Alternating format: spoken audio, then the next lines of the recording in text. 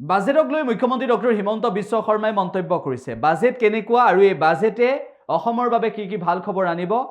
বাজেটৰ 2025-26 বৰ্ষৰ বিত্তীয় বাজেটক লৈ মুখ্যমন্ত্ৰী ডক্টৰ হিমন্ত বিশ্ব শৰ্মাই বিধানসভাৰ মজিয়াত ৰাখিলে বক্তব্য।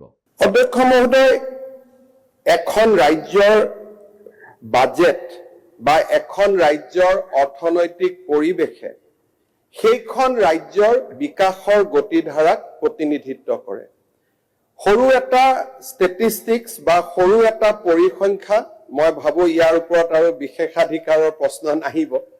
অধ্যক্ষ মহোদয়, 2015-16 চনত অসমৰ বাৰ্ষিক বাজেট আছিলে উইথ ৰিভাইজ এষ্টিমেট 74,818 কোটি টকা। আৰু সেই বাৰ্ষিক বাজেটৰ বিপৰীতে সেই সময়ৰ চৰকাৰ, এখন চৰকাৰত মই নাছিলো, সেই সময়ৰ চৰকাৰখনে 41,931 কোটি টকা খৰচ কৰিব পাৰিছিল। আৰু খৰচৰ পাৰ্চেণ্টেজ আছিলে 63%। অলপ সময়ৰ কাৰণে আপোনালোকে চিন্তা কৰক যে 2015-16 চনত অসমৰ বাজেট আছিল মাত্ৰ 41,000 কোটি টকা। আৰু আজি 2024-25 চনত আমাৰ উইথ ৰিভাইজ এষ্টিমেট 74,000ৰ পৰা অসমৰ বাজেট 1,58,673 কোটিলৈকে বৃদ্ধি হৈছে। অৰ্থাৎ ভাৰতীয় জনতা পাৰ্টিৰ শাসনকালত the percentage of budget expenditure, percentage of budget allocation কি ধৰণে বৃদ্ধি পাইছে from 41,000 to 1,41,529, the percentage, the utilization 41,000ৰ পৰা 1,41,000। তাৰমানে মুখ্যমন্ত্ৰী তৰুণ গগৈ ডাঙৰীয়াই 41,000 কোটি টকা খৰচ কৰিছিল। অজন্তা নেক ডাঙৰীয়ানীয়ে মাত্ৰ আগত এটা লগাই দিছে 1,41,000 কোটি টকা।